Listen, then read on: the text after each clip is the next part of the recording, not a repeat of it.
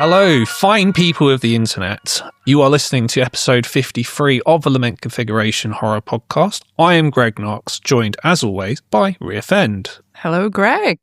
We are back, just the two of us this time, like the song. We've had a couple of guests on the last couple of episodes we've done, and we've gone back to usual format for this episode. So Rhea, how are you doing? Yeah, I'm good. As usual, I'm back to be our unalive scribe. Yes. Every episode. And I'm caffeinated because it is fox mating season in London at the moment. And wow, were they rowdy last night. So I've been awake a few times in the night with some very raucous foxes getting down to it. So, wow. Yeah, that's, I've lived near foxes, and yeah, the noise they make, it sounds like people killing each other. If you don't know what it sounds like, it's like, what the fuck is going on? It's absolutely. Like a witchy screech, which might lead us into our topics for today. But yeah, it literally sounds like they're murdering each other. Sounds like they're murdering each other, but they're actually getting it on. Yeah.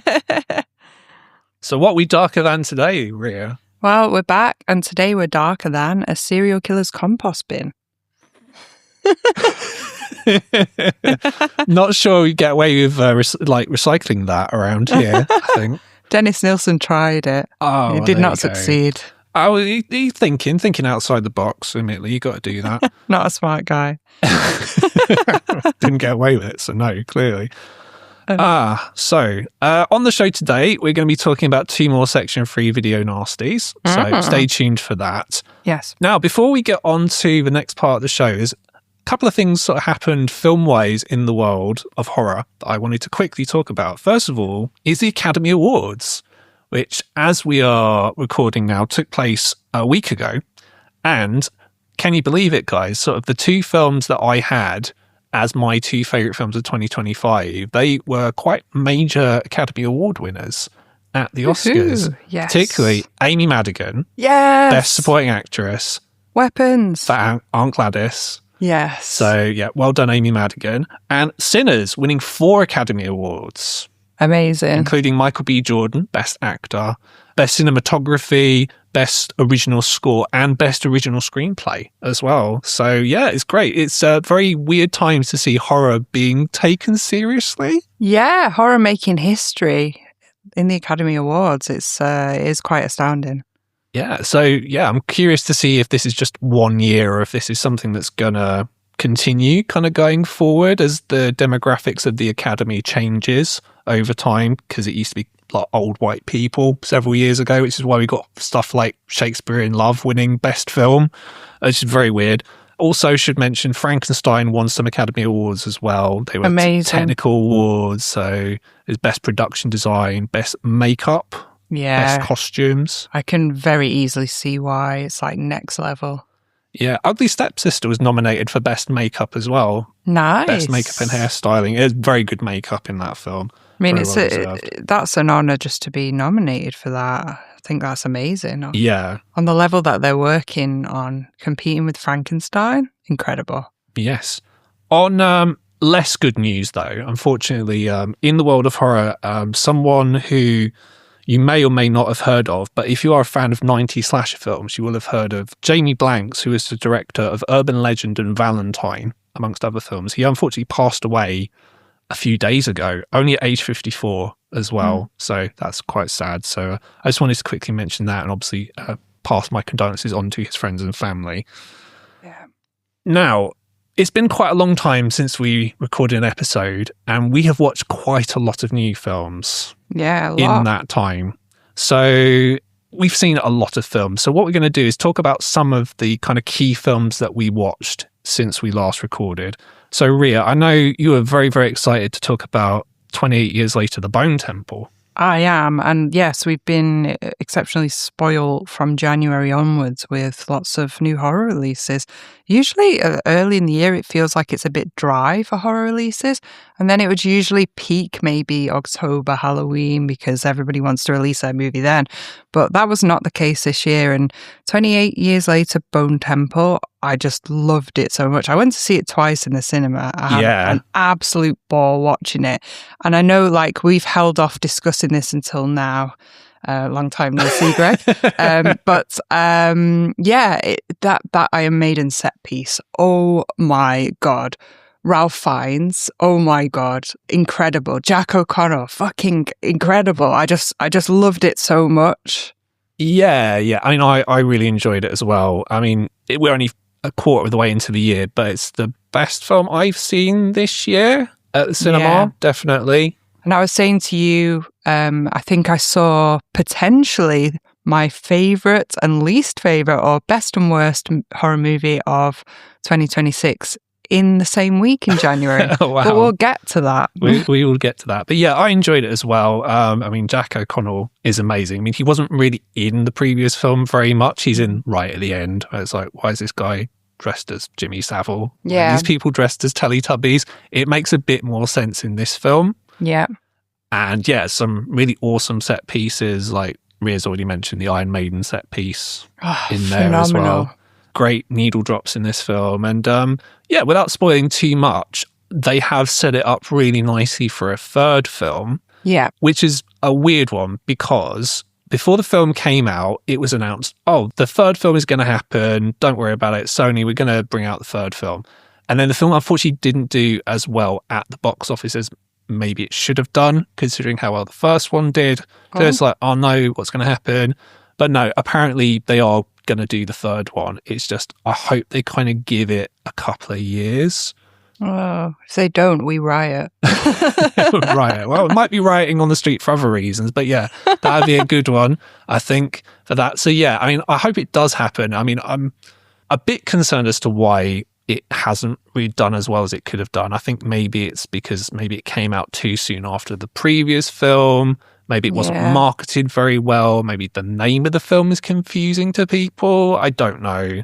But it might be that I did have some friends who hadn't seen the first 28 years later, but they'd seen 28 Days Later, and they seemed sort of oblivious to the trilogy, which is interesting to me because as a horror fan, it was like a big focus. And I saw all of the marketing, but I'm in the cinema every week. So I see all that. Yeah, you're kind of a bit of an advantage compared to quote unquote normie kind of people who maybe aren't as, So I had to explain to a friend of mine that he was saying, can I see 28 Years Later Bone Temple if I've not seen 28 Years Later, but I've seen 28 Days Later? And I was like, no. That's not a good idea. So, I think to normies, they maybe didn't catch the first one and then they're going to try and go watch this one. That's not really going to work. No, they missed out. And Nia DaCosta did a fantastic job as well. Yeah, she did a very good job. Everyone did a great job. They should be proud of the work they did. And more people should see it, hopefully. Hopefully, now it's sort of hit streaming, you'd think maybe people will actually take the time to watch it. So, Rhea, you mentioned you saw the worst film you might have seen of the year. Yeah, but I think it was the same week, or at least it was definitely the same month, but Return to Silent Hill. Massive disappointment. I'm a big fan of the game franchise. I mean, I work in gaming, so for me, it's like I really want to see movie adaptations of games done well, and so rarely is it. And I liked the first Silent Hill movie. I thought it was... I didn't really like it that much. Yeah, so this is a long time ago. I liked it. I like the atmosphere. I like the, the monsters in it, the villains. But with this one, I just didn't feel like they did anything different with it. And the storyline was a bit thin. The acting was really kind of ham and overacted and ridiculous. That's Jeremy Irvin. He's a great actor. I didn't care about the characters. It didn't make sense. Yeah, that was my biggest problem with it. So I have also seen this film. And while, look, I'll admit, there's some shots in it that are quite interesting. And I think they're quite well done. So it's kind of stylish in places, particularly the first half of the film. There's bits of it that made me laugh because of how stupid they were. And there's an editing choice near the beginning of the film where it's just very weird. It's hard for me to explain if anyone hasn't seen the film, but I just thought that was weird. The scene before Pyramid Head turned up was very stupid and weird. There's a character, I think he's meant to be Irish from memory. I don't know, that whole section just made me laugh. And look, it's just a very incomprehensible film. I just had no idea what was going on past a certain point. I just gave up while I was watching it. They were probably trying to do the typical trope of like a lot of it's happening in someone's head. It's insanity or something, but you just couldn't really tell. So it wasn't clear. Yeah, it's just not very good. Not very good. But yeah, stay tuned. We'll see as the year progresses whether that's the worst film of the year. A contender that we have both seen that I wanted to talk about is a new Scream film, Scream 7.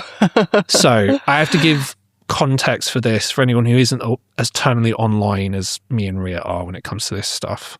So Scream 6, which by the way, I wasn't a massive fan of anyway. There were bits about that film that I really did not like. Same. I mean, with Scream, I like the first one, and after that, I feel like I just don't really value any of the sequels, if I'm honest. Yeah, I mean, Scream 6 has, and this is sort of a spoiler for Scream 6, so I apologise in advance. But yeah, Scream 6 features Mason Gooding getting stabbed at least 10 times by ghost faces, and he's just alive at the end of the film. It's like, how are you not dead? Like, you would have bled out by this point. But anyway, so wasn't really a fan of Scream 6. So we come to Scream 7.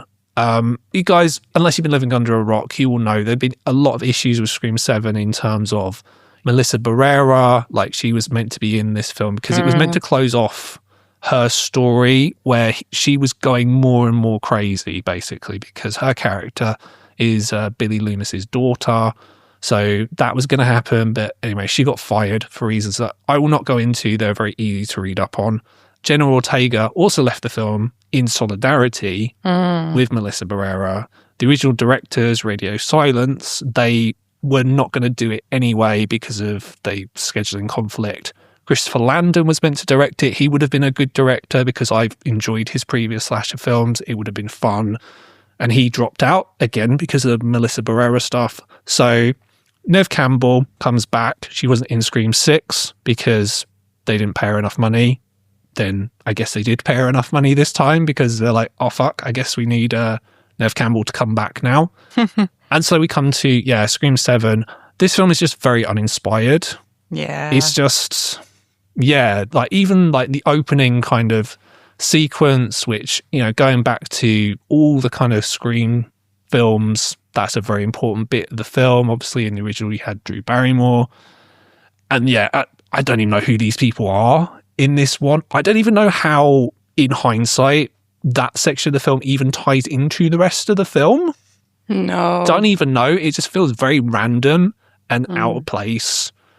Yeah. I just wasn't a fan of this film. I'll just say that much. You know, I find the whole meta, like, movie within a movie thing really hard to digest as well. So this whole stab thing that they've got going on in there, which I asked a friend of mine who knows a lot about this, like that came in at some point during the sequels, this whole stab thing. Well, it's in Scream 2. Scream 2, and I'm just not really on board with it. And like, I feel like it's one of those movies where it ticks the boxes of things that should happen that might be interesting, but it just feels very mediocre all the way through. Very, very middling. Very mainstream. Probably gets people to go see it just because of the franchise name, but nothing really that interesting. Uninspired is definitely the way to phrase this. Yeah, there's 2 kills that I enjoyed very much. There are 2 quite violent kills that happen in it that if you're looking for that type of thing, cool, that's in there. But other than that, I just was not that inspired. I was actually quite actively bored. I was happy when Chad and Mindy turned up because I was like, oh, wow, there's actually kind of, life in the film now, because it was very lifeless. But I have to say, like, the ghost face reveal in the last film wasn't great, and the one in this film, I'm just like, oh, okay, this is just really, you're scraping the bottom of the barrel now, guys. Yeah, I was bored as well, and there's always more than one. It's like, Yeah, and to kind of put it into perspective, because look, Scream is one of those franchises where it's like, everyone agrees the first one is the best. If you don't, you're just a contrarian weirdo. I'm sorry. But like, the first one is the best, and then classic. The second one is basically the second best. I mean, you can argue, 3, 4, 5, and 6 is like, they're interchangeable. Everyone generally agreed that 3 was the worst one, though. Yeah. Most of the time. But now, having seen this, I hadn't seen most of the other Scream sequels in a long time. I watched Scream 2 and I was like, oh my God, there's so much more energy in this film. So much better directed, because obviously it's Wes Craven. Like Kevin Williamson, you know, he's a good writer, but he's not a good director. And yeah, I don't know. It just was quite glaringly obvious, kind of the pitfalls in Scream 7. It just made them more apparent. So yeah, not recommended by either of us. No, best to not give it any more time. Next. So next, get on with it. Next. So I wanted to talk about a film that I mentioned in episode 50 as one of the films I was looking forward to in this year. It's a film called The Plague. Oh, yeah. So it's by Charlie Pollinger. So this is his debut feature-length film. He had made a couple of shorts beforehand. And I thought this was quite interesting. Yes, I saw this as well. I really liked it. Yeah, so for those who don't know, because it's not like a well-known film, it is set at a water polo camp, of all things. Didn't even know they were a thing, but apparently they are. And it's set in like the early 2000s. This boy just joined the camp. There's a group of kids who are kind of the popular kids, and their leader is a bully, but he's not a bully in the stereotypical way that you would get in like a film in the 80s. He's just a lot more kind of psychological, I guess, in the way he bullies people. I think he's like an enabler. Am I right? Yeah. Yeah. And there's a kid who's like an outcast kid who has what's called the plague. Yeah. He's got a load of rashes on his body, basically. And he's kind of the one who's kind of outcast by the other kids. And he doesn't seem that bothered by it. He's kind of trying to get on with it. Whereas our main character sort of becomes, again, as the story comes on, he tries to befriend this character, and then he gets quote unquote the plague. Yeah. And then it kind of develops from there. Joel Edgerton's in it as well. He's the only kind of recognizable actor. He's the water polo coach, essentially. Yeah. And prepubescent body horror, really interesting concept and very dark, and mostly male cast. So yeah, very, very interesting. Very Lord of the Flies-esque as well. Yeah, it's sort of... Probably because of the age group, right? Yeah, it's Lord of the Flies because it's boys. It's like these prepubescent teenage boys, essentially. It's all about group dynamics. I did laugh at the British kid in it, though. Yeah. He's like, oh, I talk like this. But that main guy in it who was like, was he from Boston or somewhere? Yeah, so the main character is slightly outcast because he's from Boston. And just because he had a slightly different accent, they would rip him for that. And that made me laugh. That's kids, though. That's what they do. It is so very typical. Like anyone can relate to that sort of schoolyard, Lord of the Flies-esque torment. So yeah, I really liked this. I thought it was very simple, but very effective. Yeah, I mean, it's clearly like a first film because it's mostly, as I say, set in one place. There's only one recognizable actor who's a producer, so obviously he must have got involved somewhere as well. And yeah, I like the sound design, and I just thought this was quite interesting. Some decent needle drops, especially towards the end, the disco and stuff. Yeah. So at the end of the film, this isn't really a spoiler, but if you've seen Beau Travail by Claire Denis, it's very similar to that. It reminded me of that anyway, and I thought that was quite an interesting way to end the film. It's not really a horror film, I don't think. It's got horror elements, but it's not scary. It's more like a psychological thriller, but it definitely has horror elements, and there's a little bit of gore in it in a body horror sense. Yeah, sure. Yeah, really cool movie. Really enjoyed it. And he's Charlie Pollinger. His next film is A24, and it's a retelling of The Mask of the Red Death with Mikey Madison and Léa Seydoux. And they're filming that right now, apparently. So I'm quite curious to see that. It probably won't be out until next year. But based on A Plague, I'm quite looking forward to that one. So Rick, you saw a film last night. I did, yeah. So Ready or Not, Here I Come, which is otherwise known as Ready or Not 2. So the sequel, I saw that this weekend. And yeah, it was a really fun watch. It's only just come out. I actually prefer the first one, but it's very similar in a lot of ways, and it's exactly what you would expect for a sequel. And just a lot of fun, like female protagonists, that kicks ass, which is amazing. You love that. I've noticed. I do. Any film with that as a plot. I love it. Fucking love it. We love to see it. Samara Weaving is incredible in it. Sarah Michelle Gellar's in this one. Elijah Wood. There's an A-list cast. David Cronenberg is in this, and he is fantastic in it. He was better than, well, you would have preferred that to The Shrouds. Yes, way more. I'm not a fan of The Shrouds. Sorry, Dave. But yeah, it's like action horror, and I think you can only pull it off this well with a high budget like this and such a massive release. They do it to fine art, and it's all the usual from the first film premise, the usual theme of like wealth and hunting people for sport, whilst also being a satanic cult, and that's like what it's built on. So it's really interesting themes. There's a lot of fun to be had with that. And yeah, it's fast. Like there's always something happening. You can't be bored. Not sure if this would be something that I'd watch like multiple times, but yeah, I think the first one's still my favourite, but I recommend this as well. Yeah, and this is Radio Silence, so it's quite interesting that like they did this sequel instead of doing Scream 7.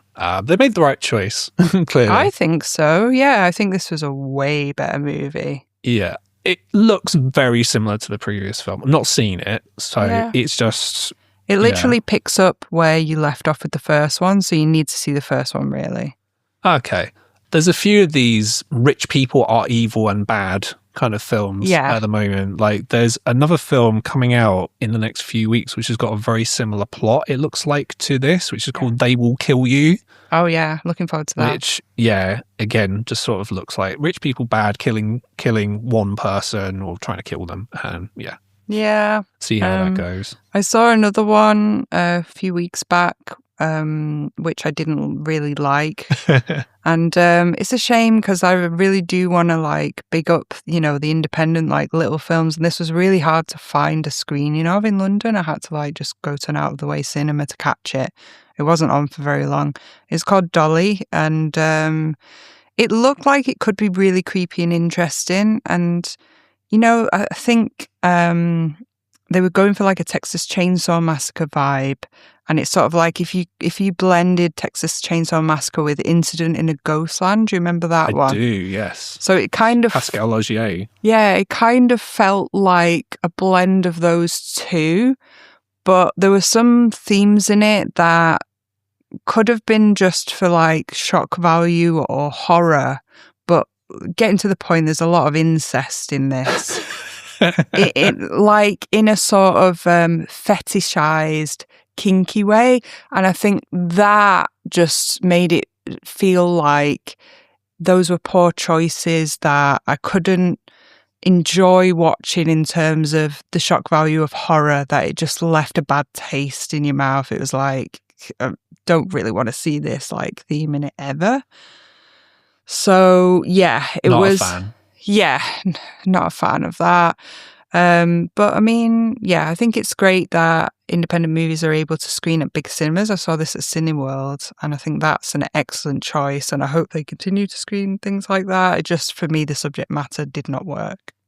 No. I would say better independent horror film, just quickly, before we move on, that I saw very recently is Mother of Flies, which is directed by the Addams Family. Dun. Yeah. No, it's not them. But the other Addams family. Other Addams Family. Yeah, I saw that as well. Which is a husband and wife and daughter, and they make their own films, and their films have been showing at Fright Fest for the last few years. This is a folk horror film. The main character, who's the daughter of the two, she directed as well, but you know what I mean. So the daughter of the family plays a woman who has cancer. Yeah. And is going to visit a woman in the middle of nowhere to do like a rural healing thing with like, it's one of those situations. And like spiritual kind of healing without medicine. Very woo-woo. Yeah, very woo-woo. Yeah, basically. And like the woman is a witch, basically. And there's some aspects of it I like. The Addams Family have made another film that I enjoyed called Hellbender, which is also a folk horror film. So I haven't seen that, but I might be inspired to see it after watching this one. Yeah, it's pretty similar. It's got some interesting visuals. The thing is, because they're making films on a budget, you can tell the budgetary limitations in certain places, but they have interesting ideas for like set pieces. So in Mother of Flies, there's a set piece that I really enjoyed, which involves, let's say, a woman getting a cesarean section and having a baby removed. That was a pretty cool set piece, I thought. The film's on Shudder, so you can quite easily watch it right now. I'm not going to tell you it's like the greatest film or anything, but I thought it was worthwhile. I don't regret it. I was really amazed what they do as a family, and, you know, that they all act and they all produce and they all direct, and it is pretty incredible like what they can do with a low budget. I was very impressed anyway. Yeah, so they have a few films out there worth checking out. I'm sure they will continue to make films, so keep your eye out for those. And yeah, the last film I quickly want to mention before we move on is a film called Whistle, which I don't really like. It's essentially, if you take a film like, let's say, Tarot, which is like Haunted Object, and you mix that with Smile, and you mix that with Final Destination, and you include sort of kills you get in Nightmare on Elm Street, and you steal certain things that I'm not going to spoil from Flatliners and Get Out, okay, then you get Whistle. Okay. I just didn't think it was very good. I see where you're coming it's from. Very derivative is what I'm saying, basically. Yeah, I see where you're coming from. It is derivative. I think I liked it more than you did, just like the novelty value. Corin Hardy directed it, and I thought he did an excellent job. There's some like really nice shots and camera work in this. It was pretty cool as like a haunted object idea. I quite liked it. It definitely had Final Destination vibes. Definitely. I liked it more than you. It's not like a standout title. I did see Send Help as well, quite close to that, and I much prefer Send Help, which was very exciting to watch. Oh yeah, we didn't want to talk about Send Help. We forgot about that. But yeah, essentially like Whistle, Nick Frost was in it. Like he's not in any good films anymore. I don't know what is going on with Nick Frost, but yeah, for the last few years, it's just anything he's in is just not great. So this was definitely better than the other one that I watched, which was that black cab driver one. I've forgotten what it's called now. God, it was fucking terrible. Did you see that? No. But Send Help I have seen. Sam Raimi, back on form. Love it. Great to see it. Send Help, what I like about it is it's got that Sam Raimi kind of gleeful, I am punishing my characters vibe. Yeah, I love it. It's Rachel McAdams and Dylan O'Brien on an island. Yeah. And they're kind of both essentially trying to get one up on each other. Very fun. Only thing I didn't like it is there's a warthog in it, which is very clearly CGI. It looks so blatantly CGI. It's not even funny. Don't even know why that happened. Needed more time to render it properly, clearly. But that was a little bit shoddy, but overall, fantastic film. And it has a lot of fun with punishing and like a bad boss, let's say. So tons of fun. I watched it in 4DX. I had like all the blood spray and everything going on, and the water and fog and whatever, and it's fantastic. Okay. Yeah, no, I've actually never seen a film in 4DX. We gotta go. A film like that where there's a lot of like action and blood and water and stuff is just so great in 4DX. It's like being on a ride. So so basically of all the films we've seen, 28 Years Later, The Bone Temple, Send Help, they were recommended. Ready or Not 2, Ria's recommended. Some of the others, maybe not so much, but cool. So, that's what we've seen this year so far. Stay tuned, because particularly in May, it's going to get very awesome in the horror space this year. Lots more. Yes. So we are coming to our two films that we're going to talk about on the show today. Now, I've picked two films that don't seem on the surface to have a lot in common, but basically the reason I've paired them is, as we're going to discuss, I feel that they could be Italian horror films. So, as in, when we kind of discuss them in a lot more detail, there are a lot of elements about them, or the plots could definitely be like a Lucio Fulci film, or a Dario Argento film, or even a Mario Bava film from like the 70s or 80s. Yeah, also, they both got female villains, and they both have kind of witch vibes as well. Yes, so definitely. I think that does fit. They both have a witch with a black hand with long fingernails. The classic witch hand. Yes. Now, if that's likely to upset you, then Rhea is here to give you a warning about that, and also spoilers, because as always, we spoil the films that we talk about. Yeah, so these are old films, so we are going to spoil them. But also, if you don't have the patience to watch these, allow us to do that for you, and we will summarize. So, warning. Today we are uncensored, unrelenting, spoilerific, unscripted. We mention graphic, gory and adult topics, including death, shock, and this is your general trigger warning. Strap the fuck in. Yeah, I don't think there's anything quite unquote triggering in either of these films, unless you don't like nudity. Just lots of spoilers, I think. Yeah, it's mostly spoilers. So yeah, just be mindful of that, guys. Cool. So the first one we're going to talk about today is a film called Mausoleum. Now, this is directed by Michael Dugan, and it came out in 1983, which was the year I was born. So yeah, fun little bit of information there. The interesting thing about this film is, it came out in 1983. This is the newest film on the Section 3 Video Nasties list. Oh. So, yeah, that's kind of an interesting quirk out there. And Rhea is going to tell us about the synopsis. Yeah, I've got the synopsis. First of all, as well, I just wanted to look up the actual meaning of mausoleum.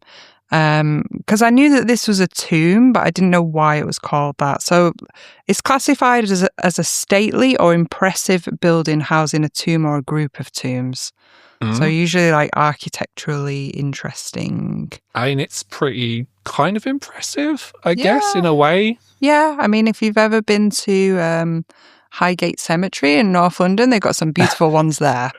If you like a bit of dark tourism like me. Anyway, Mausoleum. 10-year-old Susan Walker, mourning her mother's death, is possessed by a demon who has been preying on her female ancestors for centuries. Years later, the demon takes over when she has married Oliver Farrell and entered psychoanalysis.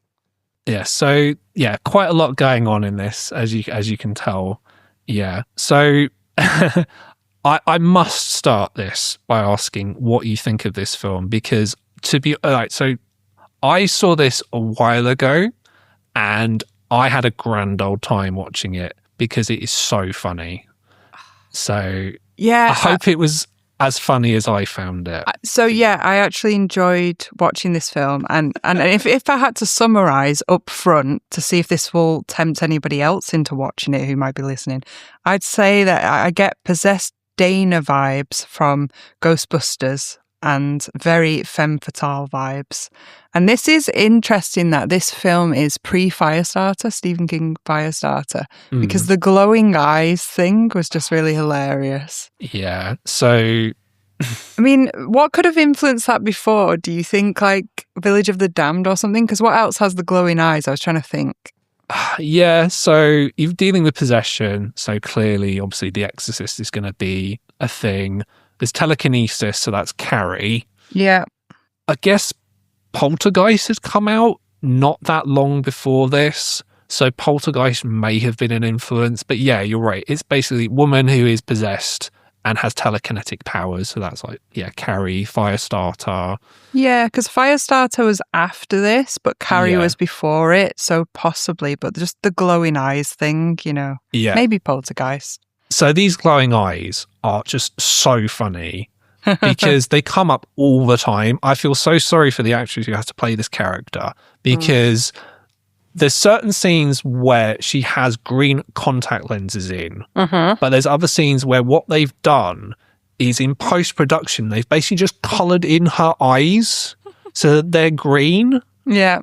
It's very bizarre. And there's certain scenes where she's moving, but there's other scenes where it's just a still shot of her just not moving. It's just she's stuck there and she's making a noise. Yeah. It's just so funny.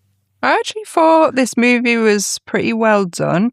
And it's interesting on the opening that it says it's a Robert Barrick film. Is that how you say his surname? Yeah, sure.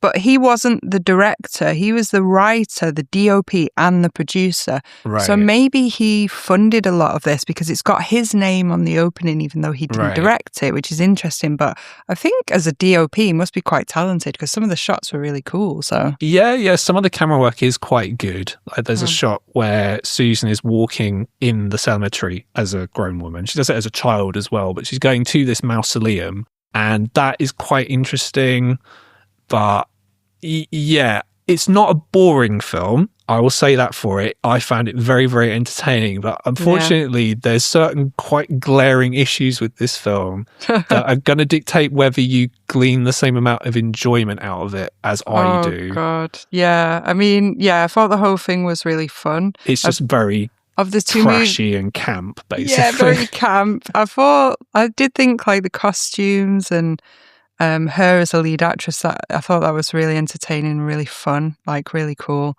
And there are a couple of elements like for me that were the MVPs. One was the sexy gardener, Ben, who I actually felt he looked a bit like Tom Savini, don't you think? Yeah, a little bit. I see what you mean there, yeah. Yeah, so that was quite a fun element. The other MVPs were those rats on the top of the tomb. Like, they were fucking awesome. Cutie pies, just like they're, fantastic. Yeah, my MVP is the maid. The maid is so funny. She's got the best lines in the whole film. Yeah, we'll get onto this in a bit, but her there's lines a lot are about this film to talk about, and a lot of elements to like cherry pick as things that we like. Yeah, so just generally, because the best way to kind of talk about this film is to kind of do it as a body count film, because they are kind of the best bits of the film. Yeah. But yeah, just generally, this is one of those films where the script has been written in a way that Netflix would like, because if anyone's seen, essentially, there's been a story for a while that Netflix, what they ask screenwriters to do now for their projects is to basically add a lot of exposition to the dialogue, because they assume people are going to be watching films and their TV shows on their phones. Yeah. So they've got to add all this unnecessary exposition to kind of keep people in the loop in case they're not really paying attention. Yeah, agree. And I've written actually about both of these movies that we're going to talk about today. There's so much exposition. It's just a lot of exposition, particularly in like the first 10 or 15 minutes. For what is essentially, there's this woman, her family is cursed by this demon. It's the firstborn daughter of the family lineage is going to be cursed by this demon. And to remove the curse, you have to put a crown of thorns on her head. Which really made me laugh because it's such a weird... It's very specific, isn't legend. It? Yeah, very specific. Yeah, so that's sort of the lore you'll get in here. But yeah, just there's a lot of stuff about this which is just really funny. It's more the way the film is acted, because everyone doesn't really react to what's going on. Like, so this woman is possessed and she's killing people. There's no bodies, by the way. We never find any corpses of these people that she's killed. So God knows what she's doing with the bodies. Yeah, that was a bit weird, wasn't it? How they never really accounted for that. And like they just said at one point, like, oh, there's two people missing. We don't know where they've gone. Where are they? Where is that gardener? He never came back. Where's your aunt? Your aunt has gone missing. Yeah, your gardener and your aunt. Not seen them for a bit. Yeah. Where are they? And as well as that, there's no police, which is very funny because one of the murders takes place in public. Yeah. And like she's there with her green eyes and no one thinks to like go, that's a bit suspicious. Yeah. But yeah, generally the acting in this is just kind of wooden, particularly from the actor who plays her husband. Yeah, he is bless him. Very wooden. I thought she was pretty good, but she carries most of the movie. And yeah, as a screenwriter myself, the exposition in movies like this really winds me up. So I was just like, rolling my eyes. They weren't thinking about it. They were just like, look, we just got to get this shit out there. Yeah, we got 90 minutes. So we just need to know, okay, why is this happening? Okay. So like, speaking of body count, if we go on to the first one. So there's this random vagrant, like just a homeless man who comes into the tomb. And this is the part where, because it starts off with her as a child, we open with like a funeral, which is a really interesting way of opening. And she's clearly like, she's with her aunt who's going to look after her. and her mum has passed away, and we know all this through all the exposition. Yes. And then she gets drawn into this Mausoleum. Yeah, the tomb. She gets drawn across by some unseen force, and she feels she has to go over there. She goes inside, and there's this random homeless man that comes in, and he sounds like he's supposed to come from Yorkshire, which just made me laugh so much. He's like, "Little girl, come here. What are you doing here?" It's all very like, "Ee by gum, hecky thump," and and then his fucking head explodes, which was like was a pretty cool effect. Like, I think there was some quite cool practical effects in this. Like, even though they weren't like seamless, some of the stuff that happened in this was quite convincing. And some of it, when it wasn't convincing, was just fun to look at. Yeah, so... Like the reveal of the end kind of character, which we'll talk about. Yeah, so the effects are a mixed bag. So, as I mentioned, look, the eye makeup stuff is not great. However, the makeup and the gore effects generally, I say, are quite good. So I believe they were done by John Cole Duckula. Yes. Who's quite a well-known kind of effects artist, and he directed Friday the 13th 7, basically. Yeah. But yeah, like, so when she turns into this demon, she's got the makeup on for that. Yeah. And the gore effects are actually quite good for a film of this budget. For a film of this time, the demon, her as the demon at the end is pretty cool. It's very 80s. Very 80s. Because you've got like, in the other film as well that we're going to talk about, you can tell it's from this time because it's got like the, where, I don't know what it's called. There is an actual term for this that I don't know, but essentially they'll have like two spots on the forehead that kind of expand and contract like that. Yes. I'm doing this. Podcast listeners, you can't see me doing that, but yes, you'll have to take my word for it. That's how you can tell it's 80s. Like it's just that, like a swelling, swelling area on the forehead. Yeah, so that's how you know it's a film from the 80s. It's got like that level of practical kind of creature effects. And yeah, look, like I said, they're pretty good. Yeah, and it's interesting when I looked at the credits, there's a woman listed on there just as demonized. So they must have had to take some shots later when the actress was no longer there to get eyes to look the right way, to put contacts in them or something. I don't know. Yeah. It says she's not credited, but she did the eyes for part of it. And also it says like the final demon is played by a man, which makes sense. Just to make it look more imposing and a bigger stance than she has. So that's in the last 10 minutes, I assume. Yeah, I think so. Yeah. What I like about this is another random thing. So anyone who's seen Troll 2 will know Nilbog. It's goblin spelled backwards. Well, in this film, you've got the Nomad family, and you'll never guess what that is spelled backwards. I never even realised. That's why it was Nomad. It's demon. They did a lot of this shit back in the 80s, didn't they? Oh, yeah, I know. Oh, that is just laughable. It's so funny. But another thing that was laughable is like the sound design, especially at the beginning when she's walking into the tomb. It's like fake thunder and lightning sound, like you would get in like an old haunted house ride at a fun fair or like a ghost train. You get that typical like clap of lightning. They used to have it on like, I don't know, kids' cartoons and stuff. Yeah. Count Duckula, which I used to watch in the 80s. I used to watch that as well. I love that. So, yeah, that just made me laugh. But, I mean, even though it was quite like, I guess maybe a bit more ham as well in the effects, the kind of atmospheric smoke and green and pink lights were really cool because it kind of gave it this Jello vibe as well. Yeah, that part is very Mario Bava.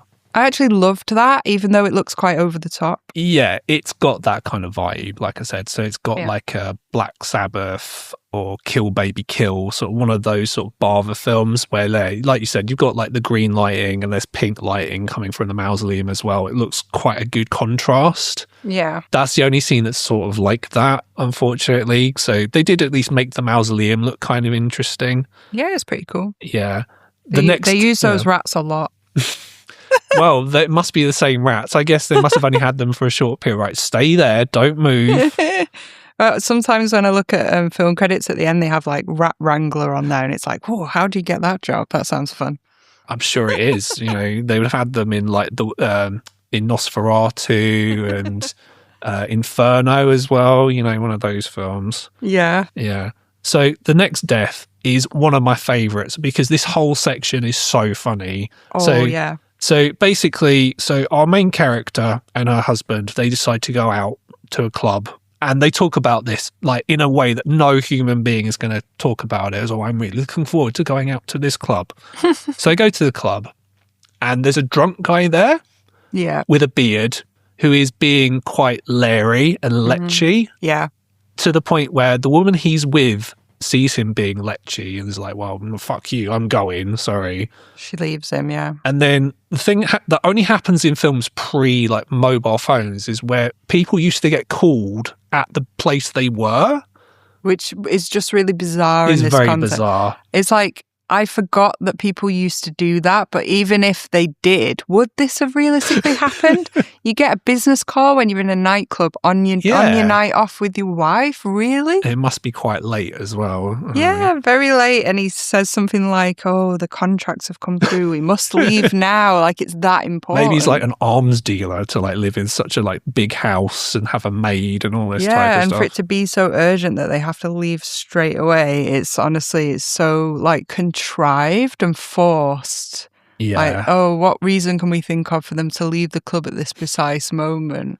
They could have just done like they were finished and they were going home for the evening, right? Yeah, but then what you wouldn't have is our drunk beardy man is lecherous, and then Susan's like, well, I want to go home now. So it's like, okay, fair enough. Yeah. So they're waiting for their car, and then this guy is trying to start shit. Yeah. And he goes to his car, even though he's really drunk. He's so pissed. I was like, I'm really concerned about him. Well, he should have been more concerned because then Susan with her telekinetic powers makes this car blow up. And the effects for this were so bad that I laughed. It is pretty cool, though. It's like pretty brutal. It's a pretty brutal. But yeah, again, this is one of these things. It happens and then no one talks about it for the rest of the film. It's like, a guy blew up in his car. Massively downplayed. And it's just like, okay, well, that just happened then. Yeah, they're just like, moving on. Next. Just like, all right. Yeah, just absolutely hilarious. And then you get the scenes with the gardener, which again are so funny. The whole sequence is hilariously funny because it's so padded out. Yeah. Like it could have taken half the amount of time. Yeah. But like, so the gardener is there. And the gardener, he's been mentioned earlier in the film, and he's being a bit lechy. There's a lot of lecherous men in this film. Yeah. And to be honest, like when they exploded the one in the car because he was so lechy, I was like, he deserves it. Yeah, fuck you. Had the desired effect that they would want. It's like, oh, we want these creeps to die. So he kind of like, yes. It's like, you know, heroic when it happens. Yeah. So you've got our gardener. And Susan is possessed. So possession apparently makes women very horny. That's what I was saying about Dana in Ghostbusters. Yeah. Yeah. You are the key master. Yeah. And all that kind of stuff. I am the gatekeeper. So then we get our obligatory 80s nudity. Because oh my God, there was a lot. Yes, there is a lot of nudity in this There's film. a lot of gratuitous nudity. Like, I'm not complaining. But well, I mean, it's a little over the top. But yeah, I guess that's how they were getting the sales on this one. I guess so. Because, I mean, this woman is just in front of a mirror, just looking at herself naked. Yeah. And then putting her clothes on. And then she shows them off anyway afterwards. Yeah, she gets dressed and undressed so many times in this movie. She has so many baths. She's in a towel a lot. It's like every scene she's like getting changed or getting showered or something. Now, what I love about this, like I said, look, this whole section is very padded out. So this gardener is doing his gardening for about a good minute of him digging a hole and planting stuff. And all this stuff, and it's like completely unnecessary. And then, it cuts to Susan sort of flirting with the gardener in the middle of the day. Yeah. And then all of a sudden it's nighttime. Yeah, it's a bit weird. It like cuts to that wine glass, which cracks, like, oh, danger ahead. You know, something bad's happening, but then it doesn't show anything. No, it's just an artistic shot. I was very confused. I was like, I guess you have to assume that they went and slept together at this point because you don't have any indication of what happens. Yeah, and then hours pass. He's still doing the gardening in the dark. Yeah. As you do. Yeah. And then he hints that he would quite like to have sex again. Well, we're assuming they've already done it, so it's like, oh, he was hinting he would like it again. And then they go to bed. And then, I thought it was quite a nice little riff on this, that she actually murders him with like a hand rake, like a claw hand rake. So murdering him with one of his own gardening tools, I thought that was quite cool, quite clever. I mean, maybe not by today's standard, but in the 80s, that might have been, quite element of surprise back then. We've seen it these days, but yeah. Yeah, the actual murder itself is quite well done, but this is one of those scenes that I mentioned earlier where it's just a still shot of Susan with her eyes green and she's not moving, and it's just like all you can hear is like "Arr," and like green eyes. And there's some really cheesy line which kind of spoiled it a little bit, where he's like says something like he would quite like to go again. She says, "You're the only one that's going," or something. And then she kills him. That's not my favourite line in the film. Because, no, there are way better lines. Oh, yes. So one of my favourites actually comes not that long after this, where the husband, Oliver, comes down for breakfast, even though he doesn't have time for breakfast, but never mind. And he says to his wife, "How come you always smell so good?" And she says, "It's the bacon." Right. It's just, okay. I remember when that line happened, I was like confused. What the fuck? It's the bacon. That's the bacon you're smelling. That smells great. Yeah. And then she makes some really stupid joke about, he says like, "Oh, what are you doing today?" And she's like, "Oh, I'm just trying to get rid of you because my lover's coming round." And it's like, no, you killed him, hun. Like, he's already gone. Like, the gardener's gone now. I don't know who you're talking about. There's just married people bants, clearly. Yeah. That's what's going on. Married people 80s bants. Yeah. And then you get, I think, maybe the best death in the film, which is the aunt. Yes, pretty cool. Suddenly she gets this extra skill of being able to like get people to levitate off the floor with her telekinesis. Yeah. And her aunt Cora, Nomad, demon backwards, has her chest ripped open like midair, and the effects are pretty cool. Yeah. This is that film trope that The Room has as well, where people just enter people's houses like when they're not invited. It's the door's not locked, so I'm just going to go in the house. Okay. And then people, they act kind of surprised that she's now looks like a demon, but they're not like, "Oh shit, I better get out of here, this is bad." No, they're just like, "Oh, what's this? What's going on?" Yeah, they're just a bit curious. Yeah. Unlike the maid has the right idea, and this is the best bit of the film. Oh my god, it was so funny. So great. So she's called Elsie. She's the housekeeper maid. And she sees that, shit's going down. The smoke coming underneath the bedroom door. Which is really over the top. I was like, okay, I would leave even before that. And it's like, green smoke as well. Fucking green jello smoke. Yeah. Something's afoot here. And she says to the husband, Oliver, well, I might not be here. This is like a deep South Jamaican African-American accent as well, by the way, which I'm not going to do, but Greg might. I'm not going to do that.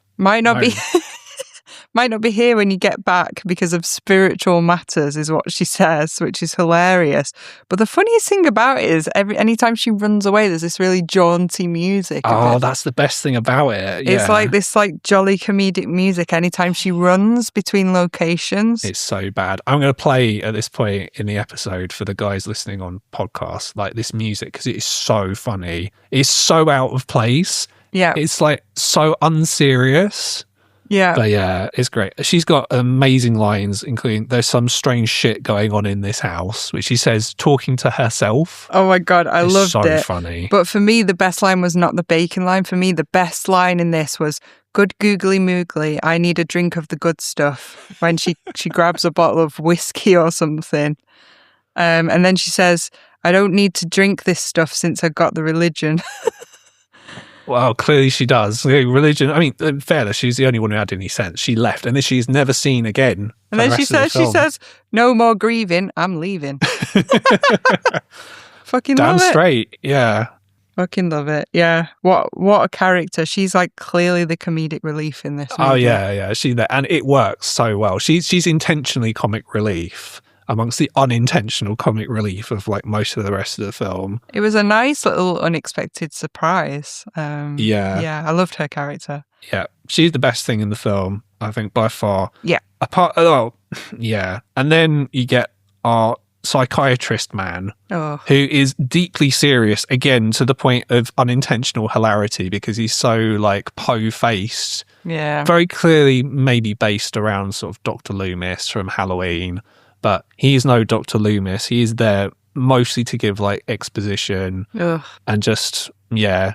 So the next sort of major set piece we have in the film involves hypnosis, which again, unintentionally hilarious. It's meant to be scary, and I guess it kind of is scary, but it's not. This woman is making funny faces under hypnosis. Yeah, when she actually transforms into a demon while she's under the hypnosis, like before that happens, it's really cringe because she's doing this child's voice of herself and she's saying, begging for a mummy and crying, and it's really cringe to see an adult doing that. It's like, oh my God, please stop. Yeah, that's not the only time she does it in the film as well. She does it near the end as well. And I'm like, yeah, proper cringe. Break, I couldn't watch, but I couldn't watch that even more so than any of the horror elements. You know, I was like, oh, please stop. But yeah, it's like when she transforms into a demon and gets kind of like possessed or whatever. He doesn't move. He just stays sat right next to her and he's like, oh, I'm just going to count you out and snap you out of that. Not scared for his life or anything. Yeah, he's like no concern whatsoever. Like his expression doesn't change. Yeah. He doesn't flinch. He doesn't move away. He's just like, oh yeah, this will be fine. Proper not interested at all. I'll just snap you out of it and that'll be that. You know? He's kind of almost worse than the husband in the way, because the husband, again, his facial expression doesn't really change no matter what's going on. Like, he's meant to be scared for his life. Yeah. But you don't tell that at all. He's like, no. Why do you suddenly look different now? Oh, okay. Yeah. So that part was, again, very funny. The next death is a random man who just turns up to the house to deliver stuff, like for the garden. He gets killed via telekinesis. Yeah, she tells him to use a phone. He gets half his face melted off. I actually thought it was a pretty effective practical effects. Yeah, death. It's quite imaginative, isn't it? Yeah, I liked it. I thought it was really weird at one point. I don't know if they dubbed his voice over because he didn't do a line or something, but his voice just went super deep at one point. It seemed like it didn't match. I don't know if you noticed that, but I don't remember that, I gotta say. Yeah, I was way more kind of focusing on just special effects and all that type of stuff. Yeah. And then we get another highlight for me, which is our man being killed, from the art gallery in the middle of what looks like a shopping centre. Yeah. This whole scene is hilarious. So essentially, what happens is, so Susan turns up at this art gallery, just at this mall, and there's a painting that she likes. It's never explained why she likes this painting. She just does like it. Yeah. And then this guy he's basically bald, or he's not done anything about his hair. He's got a massive bald spot. He's like, oh, I see you like that painting, but, I can't sell you that one, but I've got another one that's very similar. He's like, no, I must have this painting. And he's like, no, you can't have it. And then he gets distracted and she just takes it and runs away. Yeah, and then he gets proper upset that she's taking it. No.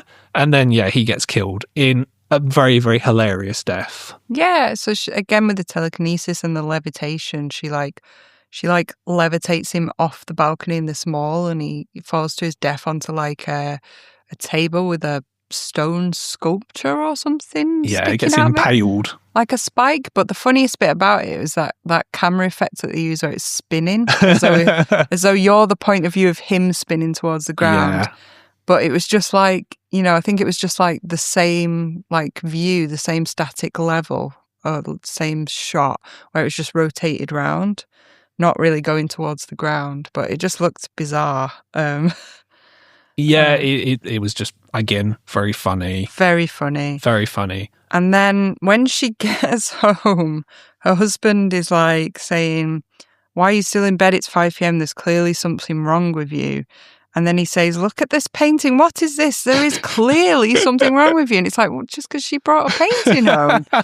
And then she makes the painting bleed with her eyes. Now, that was quite cool. Now, when I say like, oh, these films could be Italian, this is the most Fulci thing that happens in this film. Nice. Just the painting, just the eyes on the painting just randomly bleeding, because that could quite easily be like a Lucio Fulci thing. I thought that was quite cool. I don't know what purpose it served. It didn't really serve any purpose. The whole painting is just like, I'm not really sure why it's there, to be honest. Yeah. And then there's another opportunity to get her naked, so she has a bath. Yeah.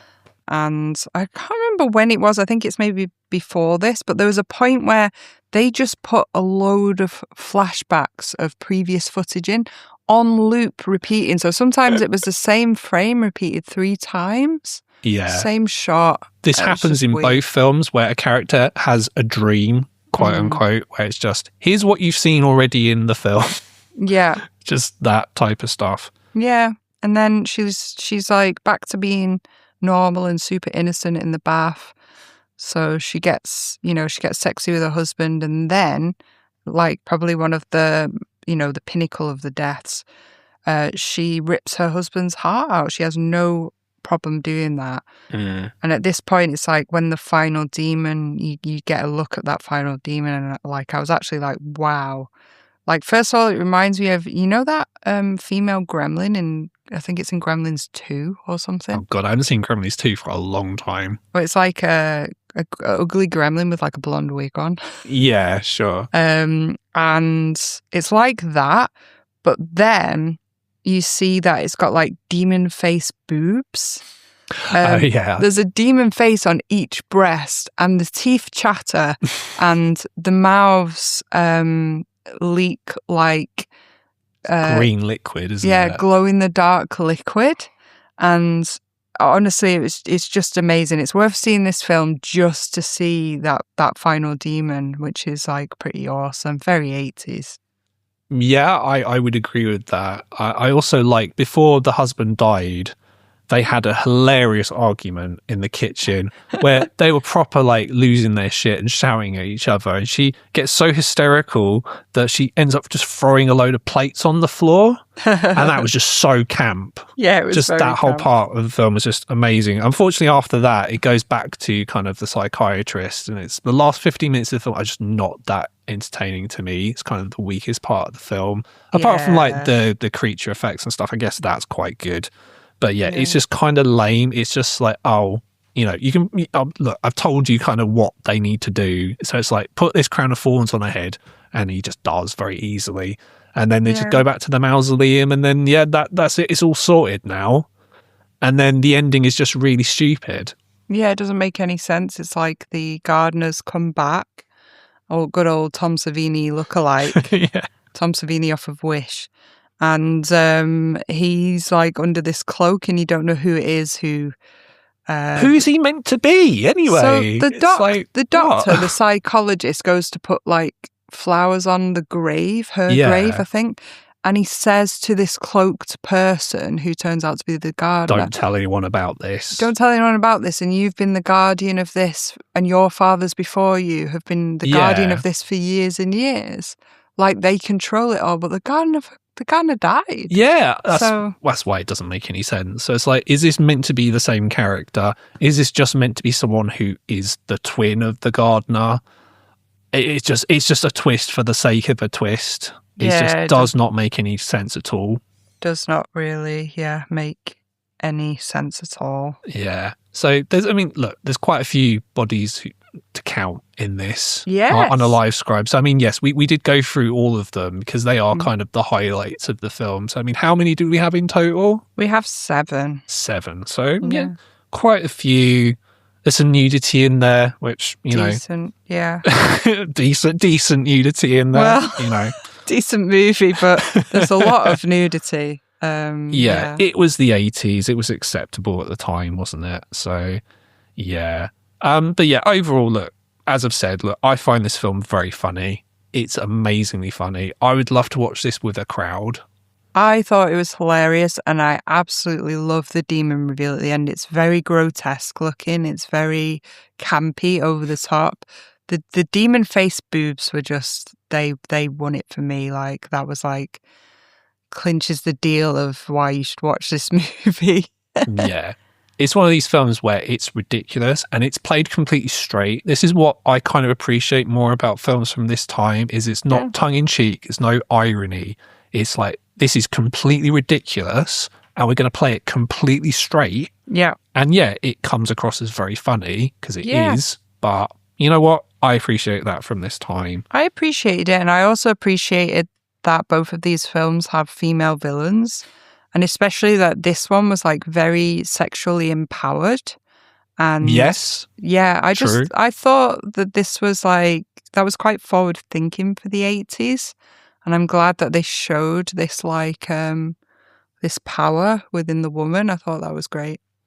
Yeah, I totally see that. I mean, more empowered than the female protagonists now. Yeah, they're just quite repressed and just boring.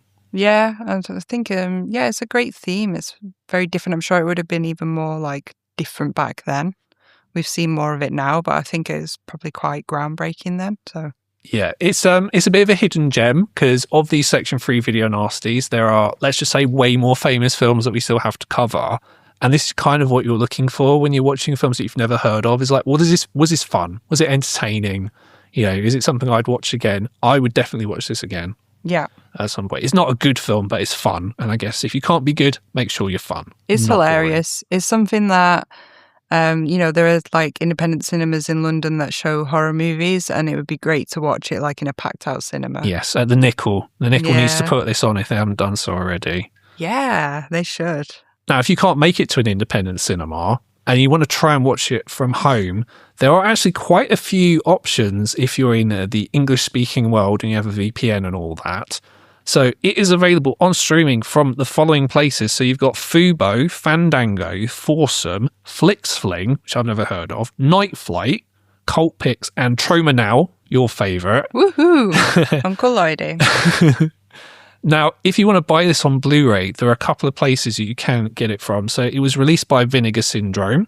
Nice. If you're in America. Now, it was also released in this country from a company called Treasured Films, who I've never heard of.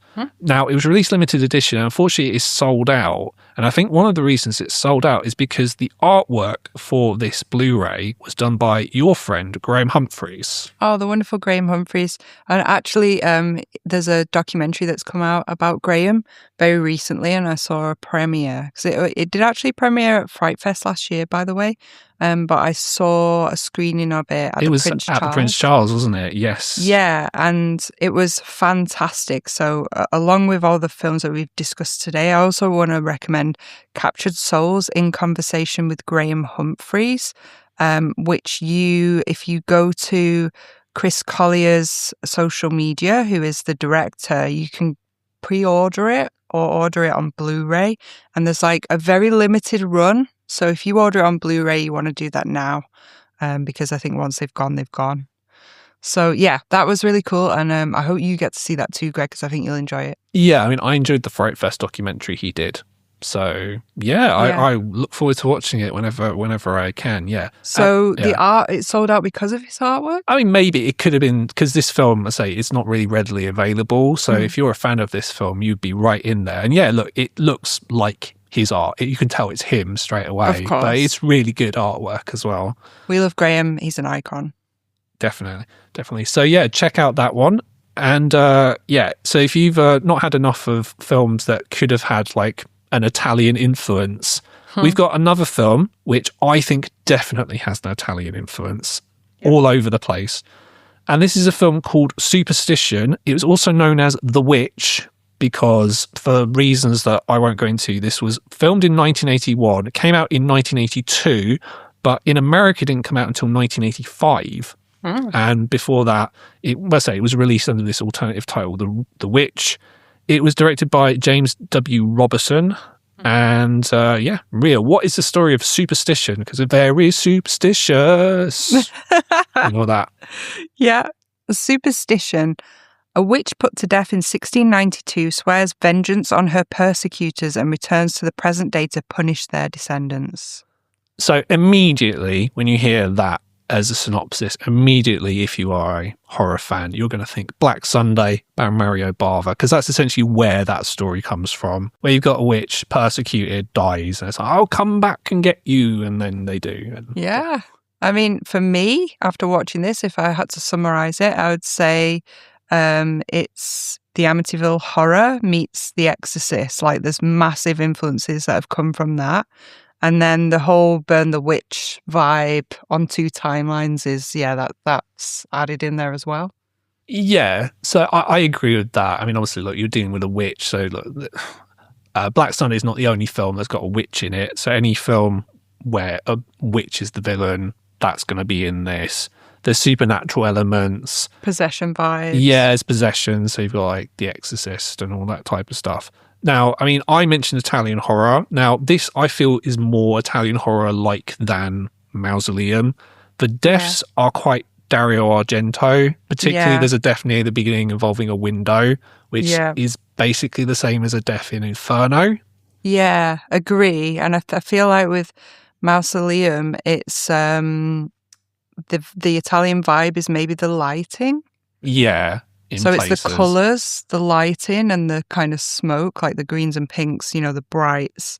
And with this one, I think there's a lot more in it that points towards like Italian horror. Like the score. Yeah. I think the score, though, it's da da da da da da da, which is quite a well-known piece of music. Yeah. But it's kind of, it's not Goblin. That's quite a lazy comparison. It's got that kind of feel to it, though. It's a poor man's Goblin.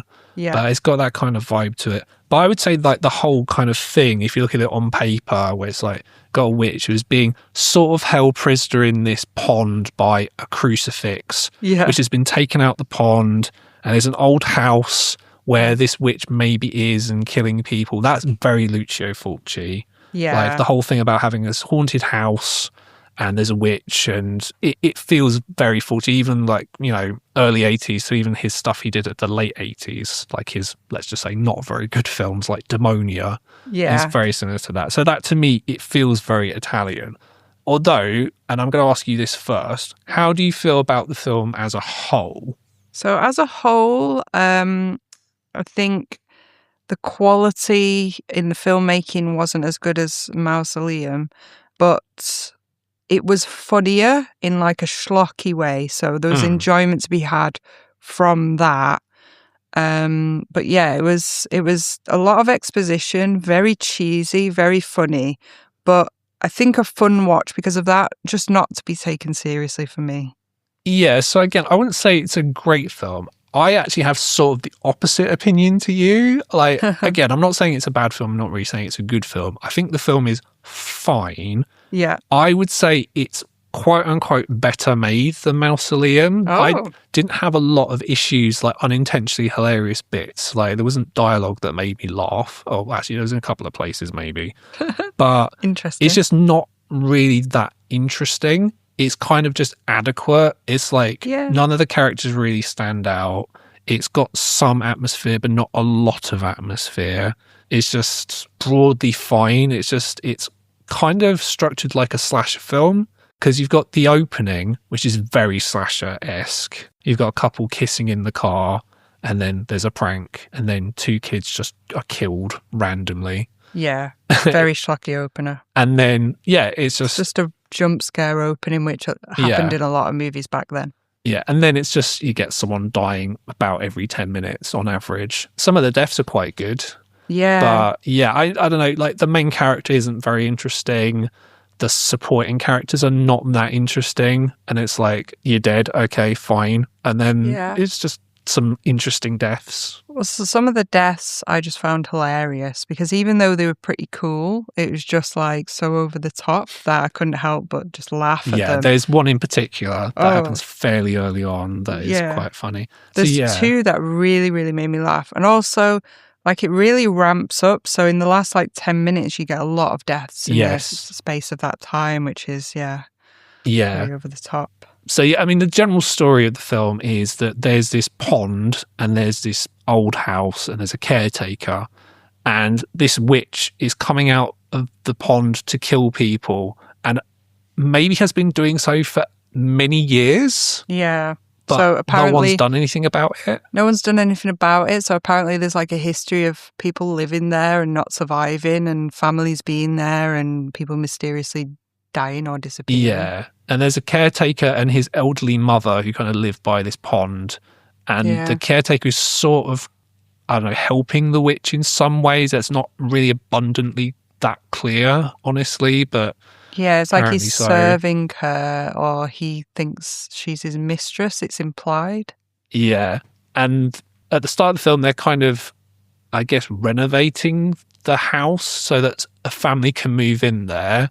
Yeah. And then the family does move in there. Yeah. And then more spooky stuff happens. And that's basically it, really. Yeah, I found it quite confusing at first. Like, the number of priests in this movie got kind of confusing because it's like 3 or 4 different ones, and like the family and stuff. But yeah, it's a little bit confusing because you've got the actual witch that was crucified or burned, which you find out later. Drowned in the lake and then set on fire, yeah. Yeah, but then you have the caretaker's elderly mum, who also seems like a witch. So that was a little confusing at first. And I think they might have the same surname, so it might be the same family. Yeah, they could be the same family lineage, yeah. So it's quite confusing. And also to note that, like, these days you wouldn't be able to depict a character in that way, that, like, they make out the caretaker to be a simpleton and they, like, mock him. And yeah, I mean, just that he's like an anxious character, that he keeps away from people. And he's and mute like as well. He's mute, or he refuses to speak. They don't know. But yeah, it's very cruel, like how they do that. And it's not something that would be done these days. No, they wouldn't. Yeah, I mean, to me, like I said, look, the most interesting thing about it to me are the deaths, which we're going to go into in a sec. And also the flashbacks. Quite like the flashbacks. Wish more of the film took place in like that period, because it's like, oh, there's actual kind of style, and yeah, it's very atmospheric. It's quite atmospheric and it's sort of interesting. Yeah, they did it quite well, quite accurately. Like, obviously not as good as Robert Eggers, but if you watch the Witch, it would be like very much like the times of the witch trials, like old England, you know. Yeah, I mean, one of the other Section 3 Video Nasties we're going to get to at some point is a film, Mark of the Devil, and that's pretty much just that for the whole film for the most part. So yeah, it made way earlier than this. So if you like that, then yeah, we got that to look forward to with Udo Kier as well. I like a bit of Udo Kier. That's always fun. But yeah, like our protagonist, David, Reverend David, I forget his surname, but why does he never wear a priest's uniform? He never has a dog collar on, never once. He's very casual, clearly. Casual priest, okay. Just like, oh, well, whatever. I mean, yeah, maybe because he's younger, he's a bit more, I guess, hip and trendy for like 1982. Yeah. So that could be why, I guess. This movie has a higher death count than the first one that we've discussed today. Yes. So we have our couple kissing in the car. I thought they were going to die. I was like, oh no, it's final exam all over again. Yeah. But then it wasn't. They left, and they were very sensible to leave. Yes. There's like that typical line as well where he was trying to like coerce her into having sex with him for the first time, and he was saying, I thought you loved me. Like, I've seen that in so many horror movies. I'm like, oh, dude. It's like, you can't just wait. Yeah. Just go somewhere more comfortable, less creepy. Yeah. And then you'd be fine. Like, just, I don't know, just wait. Keep it in your pants and just wait, bro. Yeah. So there's like 2 kids that play a prank on them. So it's a bit of a jump scare with like some fake horror mask or fake horror costume. Like a zombie or like a dead guy, basically. Yeah. And then the focus turns to those 2 young lads who are playing the prank, the other 2 characters. And then they both die because they're urbexing, or they've like broken into this abandoned house. You'd call it urbexing now. All right. I've never heard that term before. That's a new one on me. Urban exploration. So many influencers. No. There's a whole YouTube rabbit hole you could go down, Greg. Well, there you go. Urbexing, guys. Look it up. You just look at abandoned buildings that people go around, and you can be arrested for it. Well, trespassing, yeah. Life on the edge. Anyway, these 2 guys are what we would call urbexing today. But yeah, basically they broke into the abandoned house and they're running around doing these pranks. And because this house is evil and possessed, a bit like Amityville Horror, they end up dying because the house is possessed through different means. So the first one's actually one of my favourite deaths, is that the microwave lights up and kills this kid called Artie. And then next time you see the microwave, his head is in it. Yeah. And he's been decapitated mysteriously, and the head has ended up in the microwave. But all that happens really is like the microwave's possessed and it lights up and you don't see anything after that. But I just found that hilarious. I thought it was funny. Yeah, and then the kid gets basically cut in half by the window. Yeah, the other kid, Charlie, is looking for Artie and then shouts his name out a lot. This is just so 80s. It's like just yelling people's names in empty buildings because you're trying to find them. It's like, oh. Yeah, he tries to climb out the window. Ages. The window pushes up and like severs him in half. And then it's quite funny really how they achieved the effect, so they just filmed half his body like out of frame and showed his legs and his torso and his head separately. It's as if like, oh, he's been cut in two, but like you can tell it's the whole person. You got to do what you got to do on these things. I'm pretty sure like this building, they just found it randomly. I don't think they did a lot of set dressing on this from the looks of things. It's just, I found this building. It will do, I'm sure. Good way to save money. Yeah, I guess that was the key thing, wasn't it? Saving money. Yeah. And then we got Hollister. So the police are in this film. There are way more police in this film than the last film, which probably could have used more police, as we said. And yeah, one of the policemen gets killed by the witch just by being pulled into the water. With the black witchy hand with the long nails. Yes. Now, love it. This is a question I had. So in the previous film, we see full view our demon, Nomad, like, you know, and that looks pretty cool. Well, in this, what they do, probably to save money, is all you really see of the witch is there's an outline near the end of the film. But like mostly, a silhouette, like a shadow, yeah. But mostly what you've got is this black hand with long fingernails on it and dragging people. So there's lots of dragging in this film. Again, a cheap way to kind of portray a witch is just see the hand coming out. But, I mean, do you think that's better because it's more left to your imagination as to what the witch actually looks like? Yeah, quite liked it. I think at the end when it was just a shadow, like a silhouette in the light, it was quite interesting. I quite liked it as an unseen force because when the house is possessed, you feel like this force is everywhere. So for it to be depicted in like a solid person seems a bit unlikely when you know that the possession is every part of that land and property. Yeah, you don't get this in Mausoleum. In Mausoleum, it's just the house itself isn't haunted. It's the person who's haunted who makes things happen. Whereas, there's a bit more vibe in this. Yeah. I'll just say the one part of this death that I did find funny is just his money just randomly falling out his pocket. Lots of coins. As you do. Give him a reason to bend over, basically. But it just breaks. There's no I don't know, his pocket just broke. He's carrying a lot of loose change. Yeah, must have been. And then we've got maybe the best death in the film, at least the most violent death anyway. Yeah, this is pretty cool. Actually. An elderly reverend who's played by Stacy Keach Sr., who is Stacy Keach's dad. So Stacy Keach from American History X and Fat City and Mountain of the Cannibal God as well. This is his dad. And he gets killed in a way that's very reminiscent of Phantasm, I guess, to me. It just reminded me of that, basically. Yeah. Well, there's like a table saw. Love a good table saw in a horror movie. So one of those like spinning circular saws on a table, and the blade kind of spins off, and this little girl, Mary, has been introduced to it, and she's kind of creepy, and you get a sense that she looks innocent, but maybe she's part of the evil, and she skips into the room, and then this table saw just flies off, spins right into his chest, but it doesn't stop there. Like, he would have already been dead. It carries on cutting and burrowing all the way through his chest, out of the back into the chair and onto the floor. And whilst that's happening, there's like blood spraying everywhere, like quite violently all over him. And he's in a lot of pain, obviously, and like screaming. So it's very dramatic. Yeah.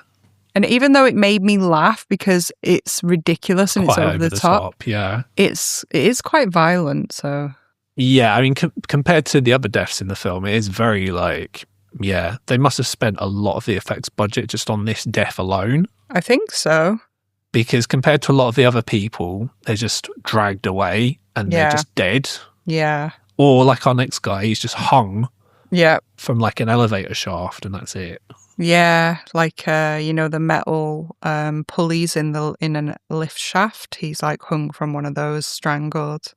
Yeah, pretty much. And this is when like the family who are moving into this house just turn up. So you've got a dad who's an alcoholic. Yeah, Reverend Leahy. So it's like the Leahy family. Right. And his wife, who doesn't really have a lot of character, and his kids, who are not really given a lot of character, although one of his daughters is very bitchy, and she's the worst character in this film by miles. Her character is just there just to be bitchy for no reason. Yeah, I mean, their little brother is Justin, and I've found him kind of annoying, but he's not in it an awful lot.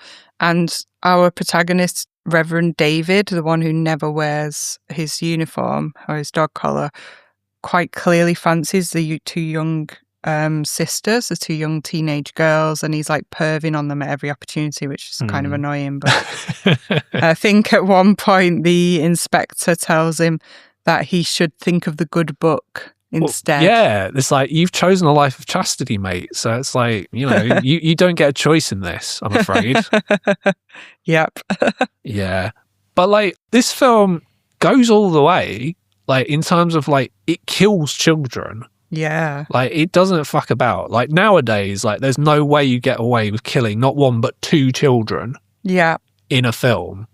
Like, skipping to that death of the little boy, Justin Leahy, is quite cool, and they have him, like, his legs hanging down or something, or he's hanging upside down by his legs, so you can see his head and torso and his arms hanging down from the ceiling, and he's dead, and, like, as an actor, that kid does it pretty well, to be fair. Yeah. Must have been quite uncomfortable to be hanging like that. Probably was, yeah.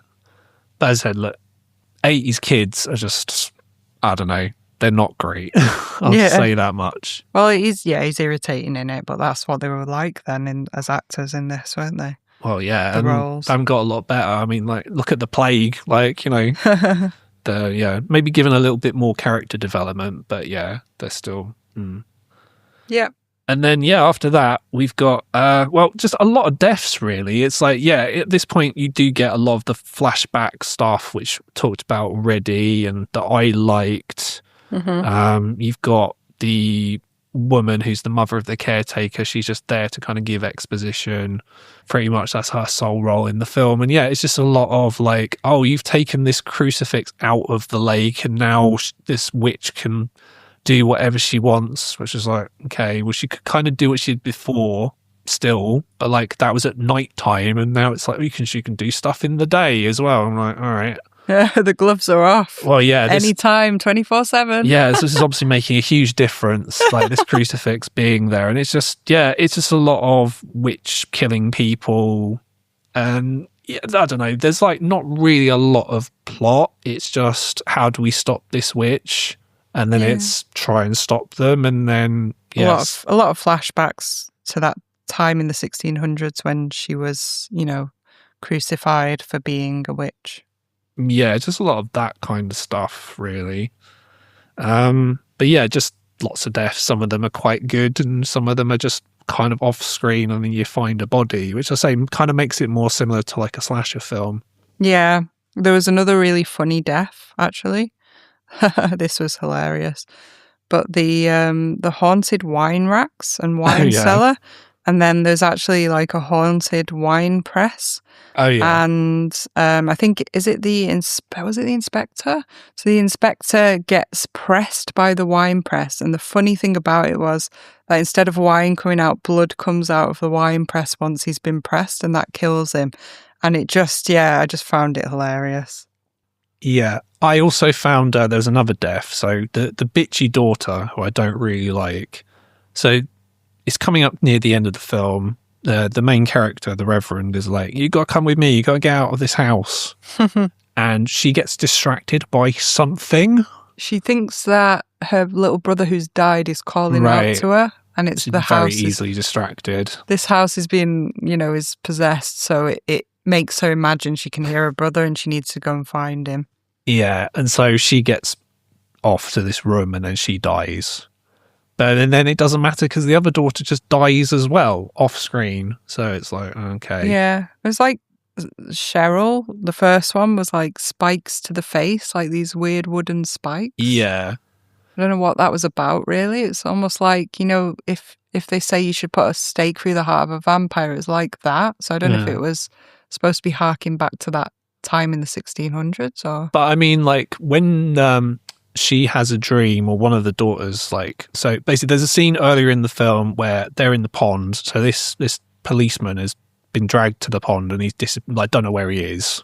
They didn't think to, like, you know, get deep sea diving equipment on and, like, trawl the water. That's what they do now. Didn't obviously want to do this back then. And then she's in the water, something is grabbing her foot and it's his hand, severed hand, just grabbing her. That was weird. And then this makes her like just want to lie in bed for a while, which, you know, don't really blame her. And she has this dream. It's one of these dreams again where it's just like, here's what you've seen in the film already. Flashback. And then the only thing that's kind of cool in that scene is there's spikes coming out of the ceiling with blood kind of dripping off them. Oh, yeah, and then she wakes up and it was all a dream. Yeah, I thought that was quite cool. So maybe it was a callback to that.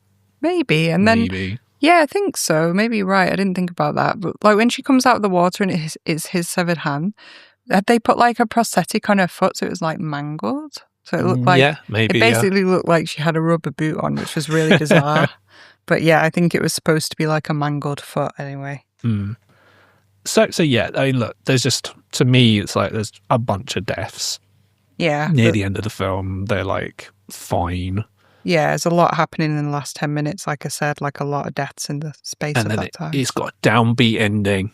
Yeah, downbeat ending. So he's trying, David, our protagonist, Reverend David, has been trying to save everyone, and this creepy little girl, Mary, turns out to actually be some kind of incarnation or linked to the witch that the evil being is. So or maybe she is the witch in like a different form. That's kind of how I thought about it. Yeah, I think that's how I felt about it as well.